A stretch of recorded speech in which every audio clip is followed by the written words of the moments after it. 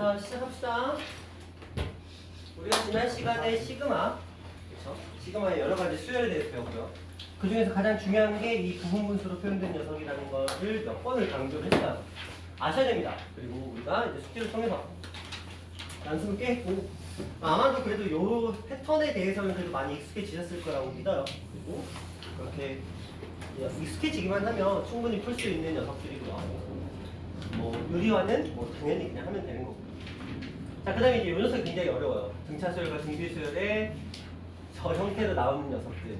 그러니까 선택을 해야 돼요. 이 아이는 3, 4년에 한 번 정도 나오는 아이인데, 그러니까 횟수가 부분분수가 무조건 나오고 얘는 무조건 나오는 녀석이라면 얘나 얘는 얘는 쉬운 녀석이고 얘는 정말 어쩌다 한 번씩 나오는 녀석이기 때문에 근데 어쩔 수 없죠, 그쵸? 그 어쩌다 한 번이 정말 재수없으면 우리가 걸릴 수도 있는 거라서 방법은 알고 있어야 되는데 진짜 막말로 모르겠으면 대입하면 돼요. 대입해서 그냥 더하면 풀리긴 합니다.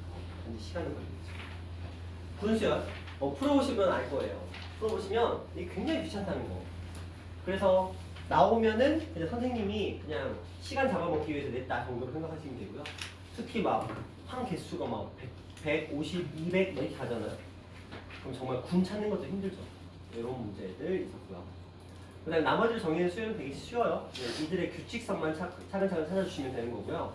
여기서 이제 두 문제가 나온다고 말씀을 드렸어요. 부분분수는 무조건 나오고요. 그 다음에 이제 하나. 그나마 확률이 높은 아이가 요 녀석인데, 그나마 높은 아이가 요 녀석인데, 아니면 분수열 가끔 나온다. 나머지 가끔 나오는 문제가 최근에는 작년에는 똑같이 사우랑 통모 모두 나왔다. 이 정도 보시면 될 것 같아요. 자, 그런 내용들에 대해서 우리가 쭉 얘기를 해봤고요. 문제들도 하나씩 다 풀어봤던 것 같아요. 그쵸? 이제 다 풀었죠? 자, 오늘 이제 드디어 마지막 단원 수학의 귀납적 정의라고 정의된 혹은 수학적 귀납법이라고 나와 있는 이 단원을 이제 들어갑니다. 미리부터 말씀을 드릴게요. 자, 일단 보세요. 이 단원의 이름은 수학적 귀납법이라고 되어 있고요. 증명이에요, 증명. 우리가 대우, 귀류, 이거 했듯이 혹은 절대분수식 했듯이 이 녀석도 증명입니다. 증명인데 두 가지로 분리가 되어 있어요. 수열의 귀납적 정의 그리고 수학적 귀납법. 풀어보시면 아시겠지만 여러분 학교 시험 문제에서는 수학적 귀납법은 딱 한 문제 나옵니다. 딱 한 문제. 근데 무조건 한 문제.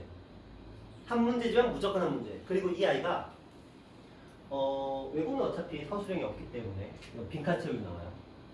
그 다음에 사후 같은 경우도 거의 빈칸으로 나옵니다. 이게 뭐야? 나보고 어쩌라고 그러는 치우려고 어떻게 하자고? 어서오세요. 어떻게 하자고 나보고 먹으라고? 찌그러졌는데? 나 찌그러지도 안 먹어. 자, 이 아이는 증명이기 때문에 무조건 한 문제 나와요. 근데 사후는 주로 객관식, 빈칸 채우기 나왔고요. 거의 빈칸 채우기 나왔어요. 풍문은 빈칸 서술 이렇게 나오다가 최근에는 빈칸 이렇게 나왔었고요. 사후는 애초에 교과서에서 안 내요. 잘. 이 녀석은 사후 같은 경우에는 주로 문제집에서 많이 나옵니다. 근데 이제 어디선가 본 듯한 그런 녀석을 내요. 그러니까 익숙한 녀석이 나오는 거고요. 외고 같은 경우에는 그 부교재죠. 부교재에서 나와요. 증명은. 자, 그 다음에 풍문은 원래 교과서에서 100% 나왔어요. 이 수학적 기납법이 22년도까지. 그것도 딱 두 문제를 5년 동안 A 문제, B 문제, A 문제, B 문제, A 문제 이렇게 나왔어요. 5년 동안 22년도까지. 그러다가 23년과 24년에 외부 지문이 들어왔습니다. 드디어. 근데 그 외부 지문이 사후보다 어렵게 들어왔어요. 자, 그래서 근데 그 외부 지문이 어느 정도 수준이냐면 근데 마플 수준이에요. 마플. 엄청난 거 아니고요. 23년도에서는 마플에 있는 문제가 그대로 나왔고요. 24년도는 수특 문제가 나왔어요. 그래서 이제 근데 해보면 아실 거예요. 어디서 나왔다는 거 뻔히 알아도 못 풉니다. 이거 증명 되게 어려워요. 이따 배우면 알 거야. 이게 왜 어려운지. 정말 어려워요. 근데 빈칸이 어디에 처지냐에 따라서 하였다가 중이었다가 상이었다가 최상으로 바뀌어요. 그러니까 빈칸의 위치가 굉장히 중요하거든요. 이건 그냥 선생님 맘이야. 그래서 참 뭐라고 하기 참 애매한 부분입니다. 이 귀납법은 증명입니다. 자, 그 다음에 이제 수열의 귀납적 정의는 진짜 어려워요. 그 우리가 흔히 이러거든요. 선생님 수열합이 너무 어려워요. 이런 아이들은 착각을 하는 거야. 수열합이 어려운 게 아니고요. 수열의 귀납적 정의가 어려운 거예요. 이 아이들이 생각하는 수열의 합, 이것도 수열의 합을 쓰거든요. 수열의 합을 쓰는데 우리가 생각하는 수열의 합은 이 앞단원 수열의 합이 아니고요. 여러분들이 어렵다고 생각하는 수열의 합은 앞단원 수열의 합이 아니고요. 앞단원 수열의 합 해봤자 부분수만 이런 것밖에 없어요. 그나마 등차 등비가 좀 어려운 거. 그나마 개차 수열 이런 정도인데 여기에서의 수열의 귀납적 정의는 정말 어렵습니다. 진짜 어려워요. 문제 나오면 대입밖에 없어요. 방법. 그 정도로 어렵습니다. 전교 1등짜리한테 풀어보라고 주잖아요. 대입하고 있습니다. 전교 2등 대입하고 있습니다. 전교 3등도 대입하고 있습니다. 4등, 5등, 6등, 7등, 8등 다 대입합니다. 자, 4도 마찬가지예요. 전교 1, 2, 3, 4, 5등 다 대입합니다. 근데 김포 정도 가면 전교 1, 2, 3, 4, 5, 6, 7, 8, 9, 10등까지는 대입 안 합니다. 그리고 간신히 1등급에 들어가는 1, 2등급 왔다 갔다 하는 나머지 5명과 2등급 아이들은 대입합니다. 이렇게 돼요. 그만큼 어려워요. 원리 자체는 그렇게 어렵진 않거든요. 근데 이걸 실제로 문제에 적용하는 건 그게 겁나 어려워요. 왜냐면 얘가 그 유형인지를 몰라요. 그러니까 풀이는 있어. 딱 3가지야. 크게 3가지거든요. 근데 그 풀이 자체도 애초에 쉽지 않아요. 우리가 그냥 단순한 아까 그 있죠. 등차 등비 수열 곱한 거 있죠. 그거보다 어려워요. 애초에 그 세 유형의 풀이가. 그런데 그 풀이를 알아. 어떻게든 띄우쳤어. 근데 시험에 나오잖아요. 얘가 그 문제인지 몰라요. 그래서 그냥 대입합니다. 얘가 그 문제를 알려면 최소한 이 문제를 최소 유형당 50문제는 풀어봐야 돼요. 근데 겁나 어려워요. 근데 이게 더 웃긴 게 문제집 한 권에 이 유형별로 서너 문제씩밖에 없어요. 그럼 50문제를 풀기 위해서 무슨 짓을 해야 돼? 문제집을. 와. 그래서 그 중에 한 아이가 이렇게 했어요. 서점을 갔어. 큰 서점을 가서 하루 날 잡아서 큰 서점에 가서 그 부분만 계속 푼 거야. 패드 가지고. 그 부분 펼쳐놓고. 그 정도 하면 김포구에서도 사기꾼 나옵니다. 근데 풍문화 사원 그런 거 안 돼요. 왜? 전교생이 다 같이 대입하는데 뭐. 나도 대입하면 돼. 실제로 그래요. 다 그렇습니다. 다 그래요. 어차피 다 대입합니다. 이 부분은. 그러니까 너무 스트레스 받지 마. 저는 유형을 설명할 때 그 3가지 유형 중에서 딱 하나만 설명할 거예요. 요 수업 시간에는. 왜냐? 뒤에 두 유형은 풍무사후에서는 풍무사후 외부에서는 한 번도 나온 적이 없어요. 뒤에 두 유형은 한 번도. 김포 전 지역에서 그 뒤에 있는 유형이 나온 학교는 김포밖에 없어요. 근데 앞에 있는 유형, 첫 번째 유형은 나와요. 원래 안 나왔어. 사후는 원래 나왔어. 사후는 원래 나왔는데 풍문은 원래 안 나왔어. 외부는 원래 나와요. 풍문은 원래 안 나왔거든. 한 번도 나온 적이 없다가 최근 2년은 나왔어요. 그러니까 어차피 최근에 그냥 나온다고 생각하시면 돼요. 근데 풍문이 이제 변화했기 때문에 어차피 옛날 과거는 의미가 없어. 옛날 과거는 그냥 기억 속으로 접히는 거죠. 자, 그래서 정리하자면 이 귀납법은 증명입니다. 증명인데 빈칸으로 나올 확률이 굉장히 높은데 빈칸이 아니면 무조건 교과서예요. 무조건입니다. 이건 불문율 같은 거라서 왜? 빈칸이 아니고 증명을 교과서로 안 내잖아요? 평가 기준이 없어요. 왜냐면 서술형은 평가 기준이 명확해야 되거든요.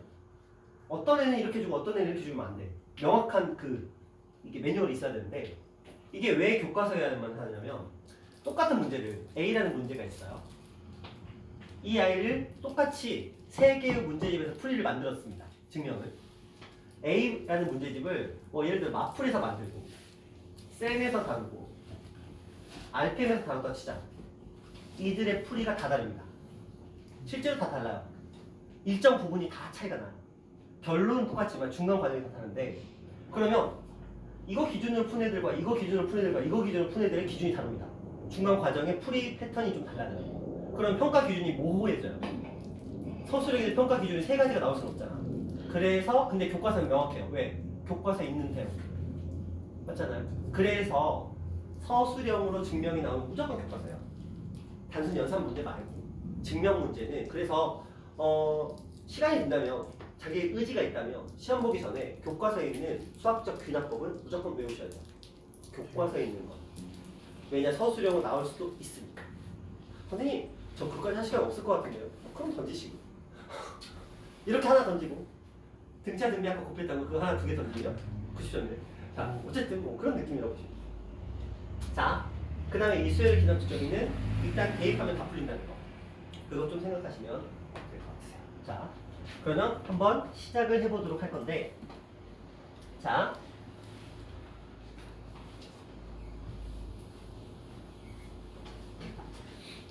일단 용어가 와닿지를 않으실 거예요. 귀납법에 대한 얘기부터 한번 해보도록 합시다. 자 국어 잘하시는 분. 자, 귀납법이 뭐예요? 국어에서 귀납법. 저 모르겠네. 그래요? 국어에서 귀납법이 있잖아. 귀납. 국어에서 귀납법.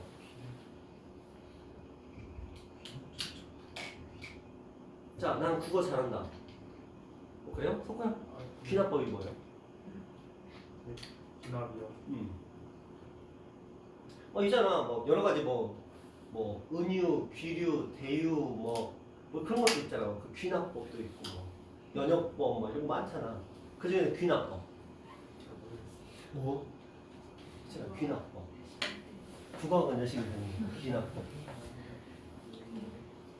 재정문을 해서 일반적인 문제를 지출한 거. 오 맞아요. 자, 그 귀납법을 그대로 땡겨옵니다. 귀납법이 이게 뭐냐면 그냥 이런 거예요. 결론을 이미 준 거야. 그러니까 식을 준 거야. 식. 어떻게 보면 식 하나를 준 거야. 그러니까 명확한 사실 하나를 준 거죠. 이 구체적인 명확한 사실 하나를 통해서 일반적인 사실들을 추론해내는 거예요. 수학으로 따지면 이런 거야. 식을 던져주는 거야. 자, 야 이런 관계가 있거든. 얘하고 얘는 이런 관계가 있어. 이런 관계식을 줄 거야. 그리고 이 관계를 통해서 여러분들이 항들 사이의 일반적인 관계를 추론해내는 것.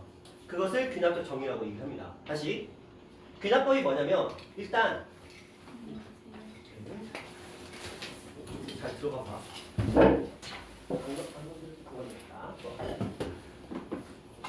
자, 수학에서도 귀납법은 어떤 정도로 이해가 되시면 되냐면 일단 관계를 줄 겁니다. 항들 사이의 관계를 줄 거예요.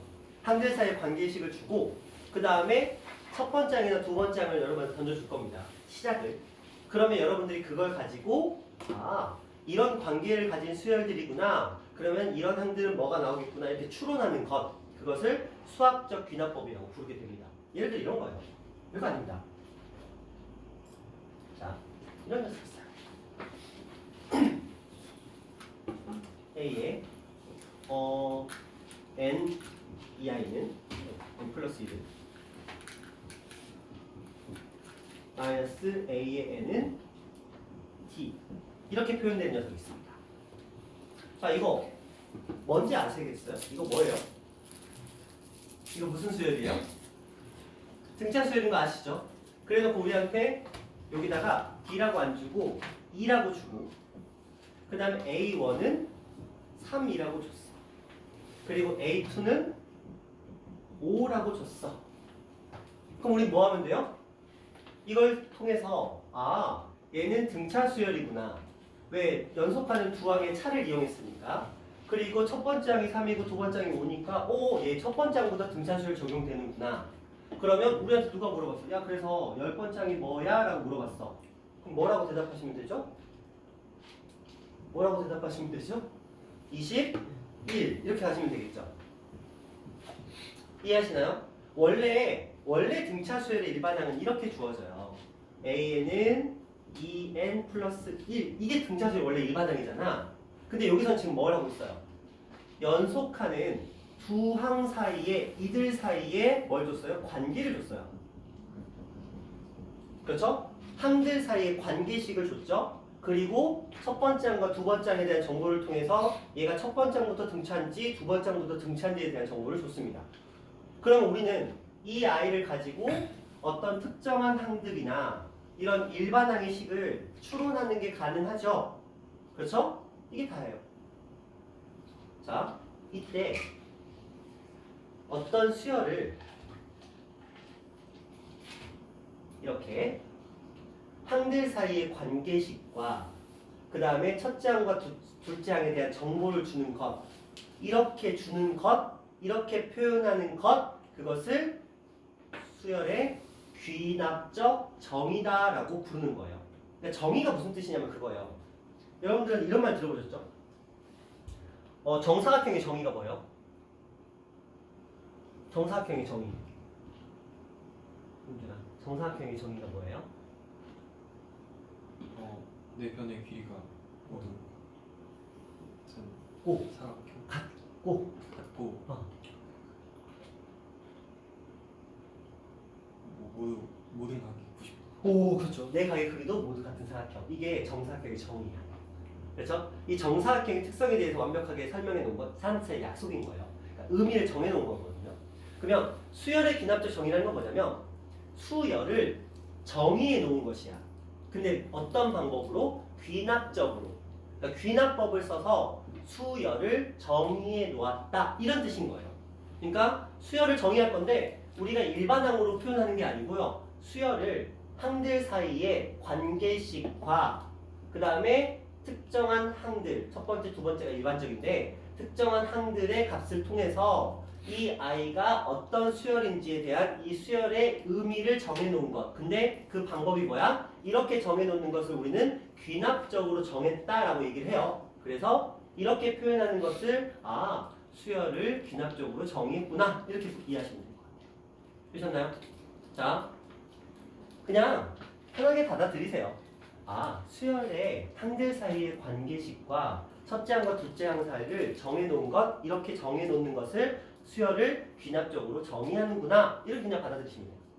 되셨나요? 자, 그럴 때 귀납법은 뭐다? 구체적인 사실을 통해서 일반적인 아이들을 구해내는 것인데, 자, 이게 뭐야? 구체적인 식이잖아. 그렇죠? 첫째 항과 둘째 항에 대한 구체적인 정보잖아. 이런 구체적인 정보를 통해서 그냥 일반적인 항들을 구해낼 수가 있잖아. 이런 의미라고 보시면 돼요. 그래서 수열의 귀납적 정의다라고 얘기를 합니다. 되셨나요? 되셨죠? 자, 그러면 하나 더 해볼까요? 이런 녀석이 있어요.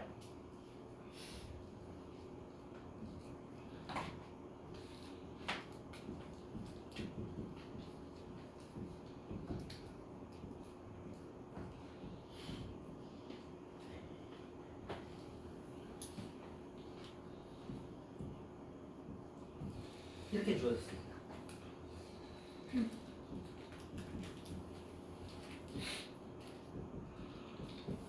이렇게 주어졌습니다. 자, 이 아이는 무엇을 나타내고 있을까요? 등비수열. 그렇죠. 왜? 아까 했죠? 두 항, 연속하는 두 항, 연속하는 두 항 사이의 비죠.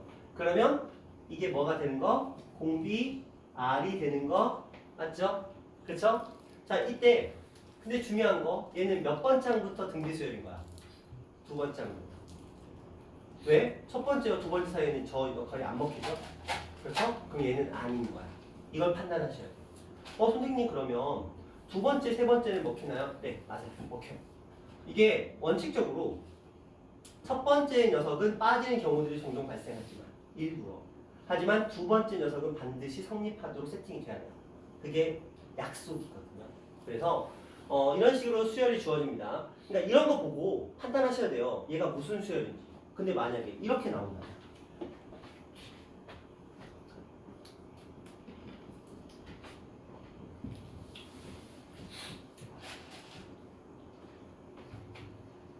이거 무슨 수열이죠? 원래 등차 수열은 이 형태거든요. 근데 얘는 좀 다르죠? 이게 무슨 의미냐면 예를 들어서 첫 번째 항이 1이었다고 가정을 해보자. 그럼 이렇게 돼요. 첫 번째 항이 1이잖아요. 그럼 두 번째 항은 첫 번째 항에다 2를 곱하고 3을 더해야 돼요. 이렇게. 그러면 세 번째 항은 두 번째 항인 5에다가 2를 곱하고 3을 더해야 돼요. 네 번째 항은 여기에다가 2를 곱하고 3을 더해야 돼요. 그러면 얼마죠? 29. 다섯 번째 항은 여기에다가 2를 곱하고 3을 더해야 돼요. 이렇게 가죠. 자, 이들 사이의 특징이 뭐죠?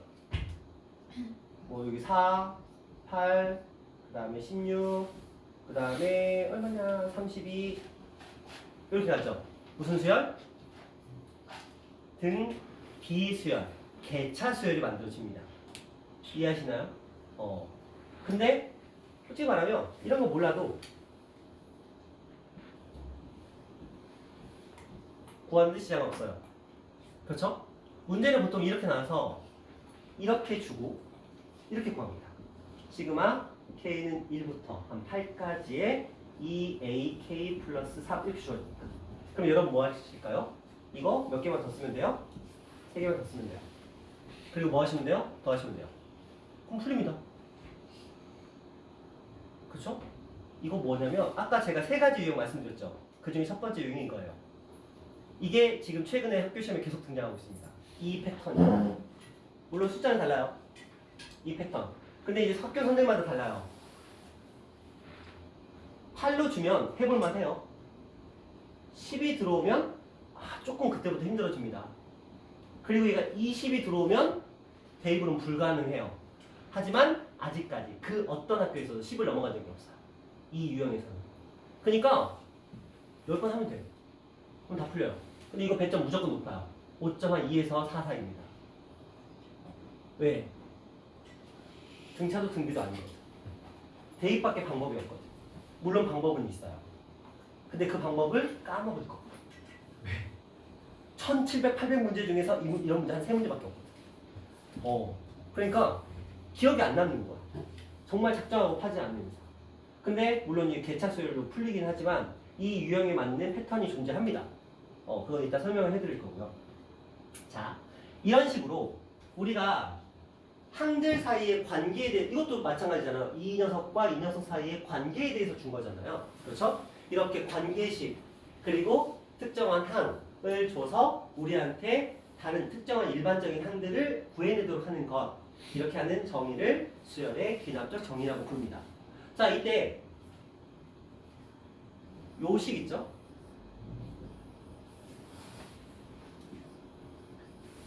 그렇죠? 관계를 나타내는 식, 저 식을 점화식이라고 부릅니다.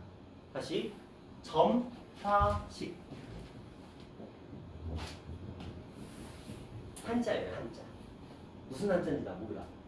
저희 찾아봤는데 그렇구나 하고 까먹었어. 왜 제가 점화식이라는 말을 거의 안 쓰거든요. 그냥 관계식이라고 쓰면 되지 굳이 뭐 저 말도 이상한 점화식. 그래서 저는 제가 초항이라는 말 거의 안 썼잖아요. 항? 그쵸? 제 입에서 초항을 그때도 얘기했듯이 초항이라는 말 거의 안 써요. 그 말항이라는 말도 거의 안 씁니다. 근데 제 입에서 점화식이라는 말도 거의 못 들으실 거예요. 근데 이거 잘 쓰는 분들은 이거 정말 좋아합니다. 초항, 말항, 점화식, 초항, 말항, 점화식 되게 좋아하시죠. 어쨌든 간에. 그런데 어쨌든 학교 선생님들은 쓸 수 있으니까 점화식이라고 보면 점화식이라고 말씀하시면 뭔 소리야 하지 말고 이거 이런 식들을 우리는 점화식이라고 부른다. 이 정도로 보시면 돼요. 자, 여기까지만. 딱 여기까지만. 제가 뭐 특별한 거 한 거 아니에요. 수열의 귀납적 정의가 무슨 말인지 이런 식으로 나타내어진다. 이거 외우라는 거 아니고요. 그냥 이런 식으로 나타내어진다.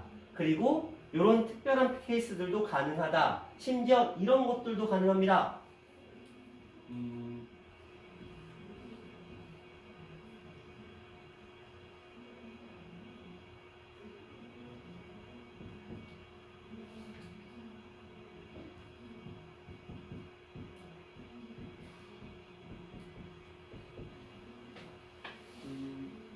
자, 이런 식으로도 줄 수 있습니다. 미쳤죠? 무슨 소리야? 이렇게 줘놓고 줍니다. 뭐 예를 들어서 A1이 1, A2가 2다, A3가 3에다 줬다고 치자. 우리 뭐예요? 대입. 자, 근데 여기까지는 안 주죠. 2개 줍니다. 대입합니다. 그럼 이렇게 됩니다. 1 들어갑니다. 2 들어갑니다. 이렇게 되겠죠? 왜? n에 1 들어갔으니까. 그러면 이게 0이 돼야 돼. 그럼 A3 값이 얼마가 되죠? 이해하겠으니까 여기 7이잖아요. 5분의 7이 되죠. 자, 이제 3가 업데이트 됐어. 이제 다시 뭐 하셔야 돼요? 또 데이트. 어떻게? 들어가. 2 들어가서 2 곱하기 2, 3 들어가서 5분의 7 마이너스 5에 A 이번엔 4가 나오겠죠. 그럼 A4는 곱했습니다. 5분의 21 곱하기 4니까 5분의 20 그래서 5분의 42 그래서 네 번째 장이죠. 네 번째 장이 업데이트 됐습니다. 어떤 느낌이세요? 하기 싫게 생겼죠? 이게 시험 문제랍니다. 이렇게 해서 A 8번째. 이거 7번 하면 돼요. 6번. 답 나옵니다. 이게 이제 김포고 시험 문제예요. 자, 느낌이 다르죠? 이거 2개짜리야. 이거 몇 개짜리야? 3개짜리야. 여기 김포고 클났어요. 근데 걱정하지 마. 사우나, 풍우나, 외고는 2개짜리가 지금까지 1개였어요. 아직 3개짜리가 나온 적이 없어. 근데 나오면 이렇게 풀어질 거 아니야. 물론 얘도 방법이 있어요. 방법이 있는데 그 방법이 진짜 어려워요. 까다로워요. 굉장히 까다롭습니다. 그 녀석을 이제 사용하면 그나마 이 풀이를 좀 더 단축시킬 수 있는데 근데 막말로 대입하면 풀려요. 풀립니다. 그래서 수열은 이래요. 대입하면 다 풀려요. 단지 시간이 걸릴 뿐. 뭐 다른 부분 다 열심히 해놓으면 어쨌든 풀 수는 있습니다. 풀리는 거 맞잖아요. 솔직히 여기서 엄청난 이론이 적용된 거 아니잖아요. 그냥 하나하나 집어넣고 열심히 연산하고 하나하나 집어넣고 연산하고 하나하나 집어넣고 연산하고 단지 순차적으로 하나씩 다 보여야 됩니다. 그런 부분들이 좀 어려운 부분이 있습니다. 자, 그러면 내용을 조금 다시 정리해 보도록 할게요. 자, 책에 있는 내용을 볼 거예요. 자, 수열의 기납적 정의라 함은 수열을 첫째 항 그리고 두 항 보통 우리가 이때 사용하는 게 AN과 AN 플러스 1을 사용합니다. 일반적으로. 선생님 왜 AN-1을 안 쓰나요? 사람들끼리 약속이에요. 그렇게 하기로 사람들끼리 이미 약속을 해버렸기 때문에 우리 선생님들께서 이미 약속을 해서 우리가 뭐 어떻게 할 수 있는 거예요. 그래서 이렇게 나오는 점화식들은 전부 다 N 플러스 1, N 플러스 2 이런 식으로 진행이 됩니다. 자, 첫째 항과 두 항 사이의 관계식으로 표현을 하는데 이렇게 정의하는 것을 우리는 수열의 귀납적 정의라 한다. 이때 이 두 항 사이의 관계식을 특별히 무엇이라 한다? 점화식이라고 부른다. 한자어니까 궁금하면 찾아보시고. 그래서 여기 진짜에 뭐라 써있어요? 관계식은 N에 뭐 하라고요? 뭐 하라고요? 대입하는. 애초에 풀이 방법이 대입이야. 실제로 여러분들이 EBS 교육방송을 보시면 그건 정말 교육방송이잖아요. EBS의 교육방식에 이 수열을 살려하는 부분들의 천편일률적일 때다. 열심히 대입하시면 됩니다. 열심히 대입하시면 됩니다. 다 똑같이 이런 얘기예요. 근데 원래 풀이가 열심히 대입하는 거예요. 여기에 존재하는 풀이법이나 이런 것들은 다 열심히 우리 한국 사람들이 머리 굴려가지고 만들어낸 풀이법인데 원래 이게 처음에 정의가 됐을 때 이걸 만드신 선생님들은 이걸 그런 패턴으로 만들려고 생각한 게 아니고 그냥 열심히 대입해서 찾아내려고 했던 거였어요. 왜냐면 그 사람들 시간이 너무 많거든요. 그리고 미국 사람들이나 외국 사람, 우리나라를 제외한 우리나라 한중 예를 제외한 나머지 나라에서는 이거 되게 쉬운 문제예요. 왜 그런지 아세요? 계산기에다 이거 식 입력하고 숫자 띡 집어넣으면 답 딱 나와요. 그럼 뭐 만약에 8항을 구하래. 그러면 1, 2, 3, 4, 5, 6, 7, 8, 8번만 이거 따다다닥 하면 끝나. 그러니까 걔네들 입장에서는 세상에 거의 뭐 덧셈 뺄셈 문제하고 똑같은 거야. 실제로 그래요. 그래갖고 미국으로 유학 간 애가 이 수열을 하는데 선생님 애들 왜 수열이 어려워요? 그냥 이거 대입해서 따다다닥 계산기 두드리면 되는데 야 그 계산기 우리 계산해야 된다 이거. 그랬더니 걔는 그걸 왜 계산하고 있어요? 지도 중학교까지 우리나라에서 보내놓고 외국물 좀 먹었다고 계산기 두드리면 편한데 왜 대입하고 있어요? 자 어쨌든 그렇답니다. 지금 히터 좀 꺼주시면 히터 좀 꺼주시면 왜 따뜻하잖아. 알았어요. 야 여기 추운 사람 빨리 손 들어봐. 추운 사람 있어. 그 춥죠. 패딩을 붙여서 추울 수도 있지. 추우니까 패딩 입어도 좋지. 어. 알래스카 만약에 패딩을 벗고 춥다고 하면 패딩 입으라고 하겠는데 패딩도 입었는데 춥대잖아.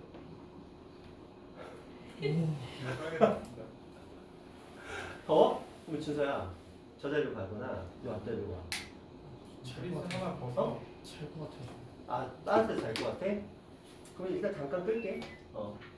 아, 자면 안 되니까. 왜 준서 왜? 뭘 원해? 뒤에 쓰려는 것 같았어요. 누가 째려봤어? 안 째려봐. 안 째려보고 있어. 그냥 앞에 보고 있어.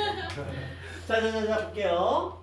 자 수열의 전압점인데 뭘 해서 풀라고? 대입해서 풀라고. 근데 이제 여기서 우리가 이제 알아야 될 것들은 무엇이냐면 아까 제가 등차하고 등비 나왔었죠. 최소한 여러분들이 등차하고 등비 수열은 바로바로 구별하셔야 돼요. 근데 등차 등비는 그렇게 어려운 거 아니에요. 등차는 무조건 차이, 등비는 무조건 비. 이것만 떠올리시면 되거든요. 자, 이제 그 얘기를 한번 해볼게요. 자, 보십니다. 첫 번째, 아까 제가 썼던 am 플러스 1에서 an을 뺐습니다. 그 녀석이 d라고 써 있어요. 이렇게 d라고 써서는 안 나오고 보통 숫자로 나오겠죠. 그런데 이 아이의 값이 항상 일정하대요. 그럼 이거 등차 수열 맞잖아요. 그렇죠? 두 항의 차를 이용했으니까 등차 수열. 자, 이 녀석이 d가 되겠죠? 그러면 둘을 나눴어요. 보통 나누기로 주지 않고 아까 제가 썼던 것처럼 이렇게 분수 형태로 많이 줍니다. 그러면 등비 수열이구나 이렇게 보는 거죠. 자, 그 다음에 볼게요. 이제 3번, 4번을 여러분들이 기억하셔야 돼요. 등차 중항과 등비 중항을 사용한 식입니다. 천주야, 기상. 자, 그러면 볼게요. 원래 우리가 등차 중항은 이렇게 씁니다. an 플러스 1은 2분의 얘 거 앞에 거랑 얘한테 뒤에 거를 더해서 나누죠? 이거 맞죠? 등차 중항? 그러면 2를 양면에 곱했어요. 그럼 요거 나오는 거 맞죠? 2가 곱해진 상태에서의 등차 중항을 뜻합니다. 그런데 이제 요렇게 시험에 많이 나와요. 이런 우리가 잘 모릅니다. 근데 의미만 생각하세요. 봐봐. 두 항의 차이네. 얘도 연속하는 두 항의 차이네. 항의 차이가 1인 거 똑같네. 항의 차이가 항상 일정하구나. 등차 수열 이렇게 보시면 돼요. 4개 나왔어. 나 이거 못 풀어. 이게 아니고 항의 차이가 일정하구나. 이런 식으로 나와요. A의 8 A의 7은 A의 3 A의 2다. 이런 식으로. 이게 뭔 소리야? 이게 아니고 연속하는 두 항의 차이가 일정하구나. 가끔 이렇게 또 나옵니다. A의 10 A의 8은 A의 6 A의 4. 얘네들 뭐 어쩌라는 거야? 아니야. 둘의 차이가 뭐하다? 일정하다를 얘기하고 싶은 거야. 이해하시죠? 그래서 차이에 대한 얘기가 나오면 이 앞에 아무것도 안 붙어 있는 상태에서 순수하게 A n번째와 A 몇 번째의 차이를 물어보면 등차예요. 이렇게 보시면 돼요. 이런 식으로 써 시험 문제. 그러면 얘 뭐야? 2항 하나?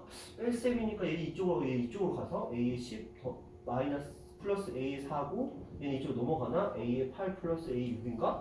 근데 얘는 어떻게 하지? 이런 거 하지 말고 차가 일정하니까 등차 수열이구나. 혹시라도 이 아이의 값이 주어진다면 그게 이 D의 값이구나. 이 녀석이 주어진다면 그게 D의 값이구나. 이걸 이해하시면 돼요. 자, 등차 수열이었고요. 그 다음에 이제 등비 수열 얘기를 해볼게요. 마찬가지로 등비 중항 아시죠? 이거 대놓고 등비 중항이라고 써있어요. 가운데 있는 항의 제곱은 두 항의 곱과 같다. 자, 이렇게만 하면 얘도 또 재미가 없으니까 이렇게 써놨어요. 근데 시험은 이렇게 쓰는 것보다는 이렇게 잘 나옵니다.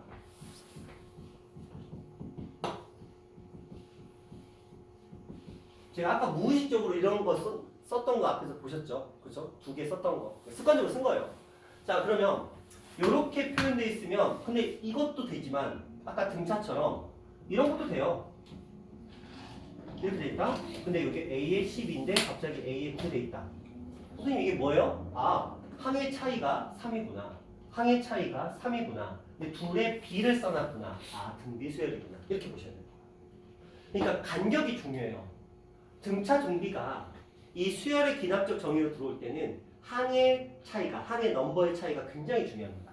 이게 같은지 다른지에 따라서 문제 풀이 방식이 바뀌는 거니까. 그래서 항상 무조건 연속하는 두 항이라는 전제도 무너져 있어요. 지금 학교 시험에서는. 일정한 간격의 항들의 차, 일정한 간격의 항들의 비, 이게 일정하다면. 그러면 우리 등차와 등비를 나타낸다 정도로 보시면 됩니다. 되셨죠? 자, 이런 내용이었죠. 자, 그 다음에 조화수열이 있어요. 조화수열은 원래는 시험에 진짜 안 나오는 녀석이었어요. 원래는. 근데 사원은 가끔 냈고 원래 풍문은 조화수열 나온 적이 없었는데 최근 2년의 추세는 또 한 번 나왔습니다.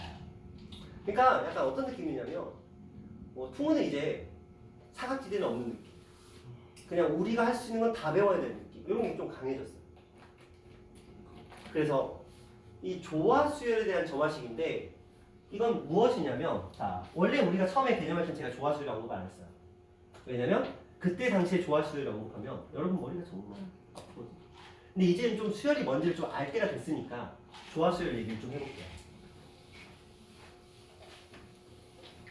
너무 깊이 있게 들어갈 건 아니에요. 그냥 조화수열이 이런 거다 정도로만 아시면 돼요. 자,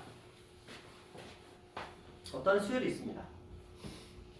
자, AN이라는 수열이 있는데 제가 이 아이를 이렇게 한번 만들어봤어요.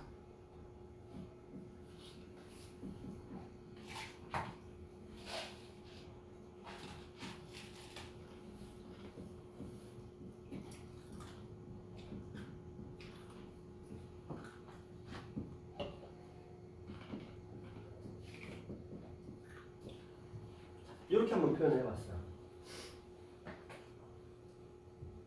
이게 무슨 소리일까? 또 이렇게 한번 표현을 해봤어요.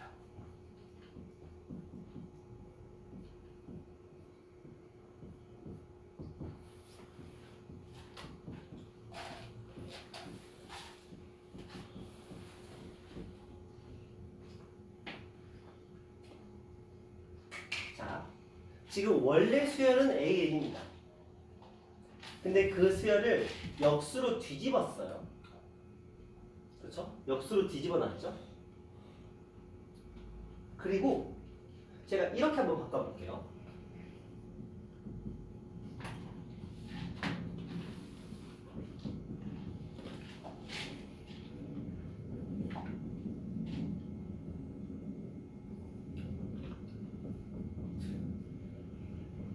무슨 의미인지 아시겠죠?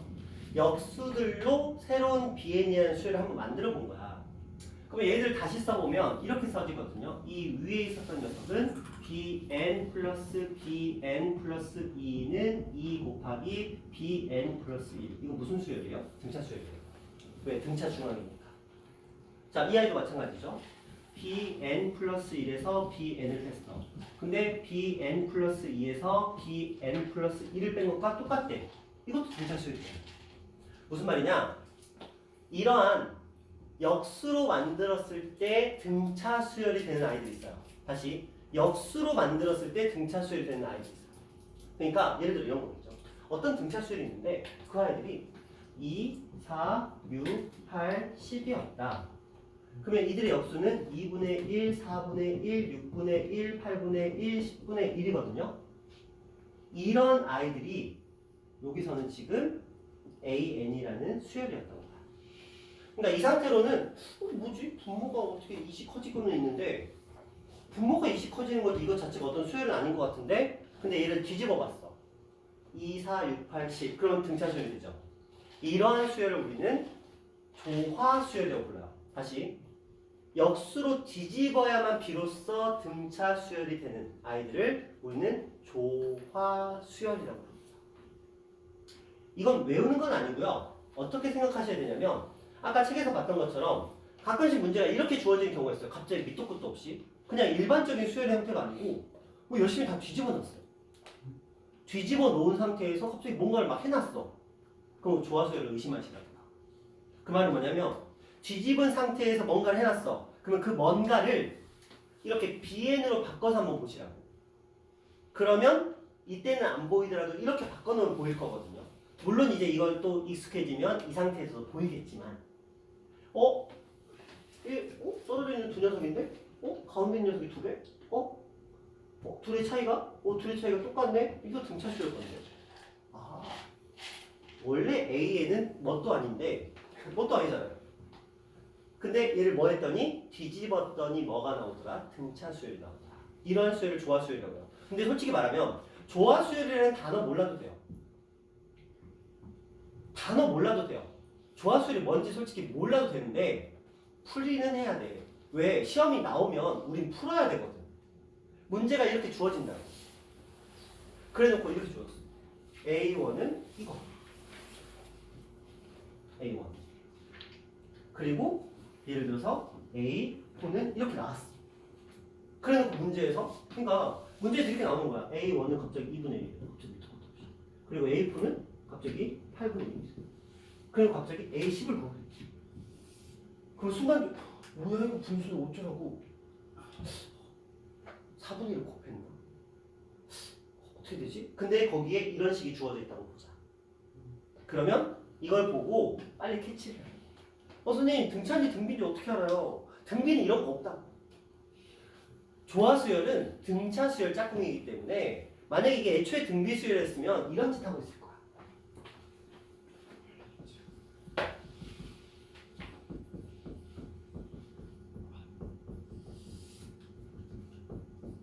이거 하고 있겠죠. 이거 뭐야? 역수로 바꾸면 등비수열 나오는 거야.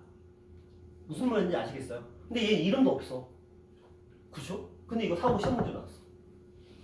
근데 이름은 없는데 수열은 알잖아. 얘 어떻게 하면 돼? 이거 뒤집어봐. bn 플러스 1 제곱. bn 곱하기 bn 플러스 2. 부항의 곱이 이 녀석의 제곱이네. 등비 주항이구나. 근데 얘 이름도 없어. 역수가 등비 수열 되는 거 이런 거 없어. 근데 수열을 만들 수 있어. 이런 거야. 이해하시나요? 자, 학교 시험에서 수열의 합이 어려운 이유가 이 수열의 귀납적 정의 때문에 어려워지는 건데 이렇게 해놓고 뭐라고 문제를 냈냐면 이 아이를 가지고 뭘 하자? 시그마 k는 1부터 뭐까지?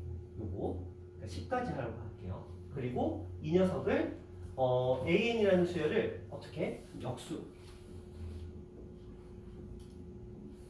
AK 이렇게 구하자. 이렇게 나와요. 그럼 우리는 경기를 일으키거든.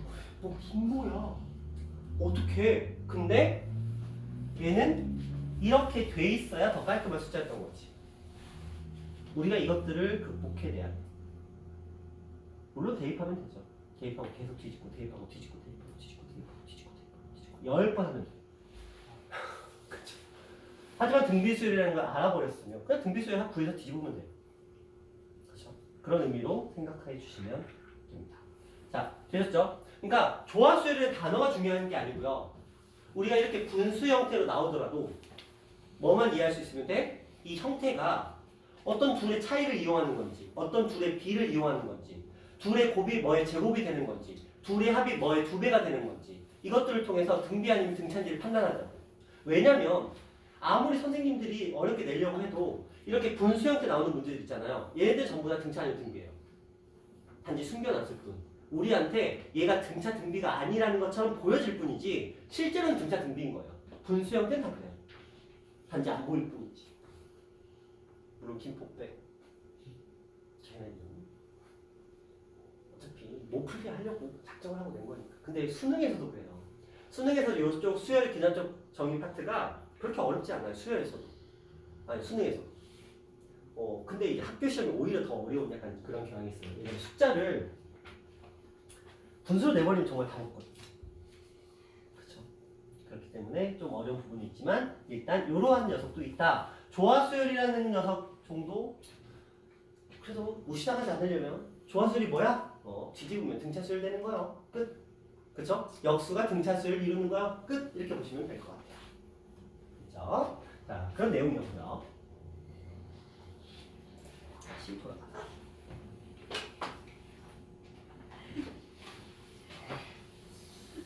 네, 준서야 힘들어.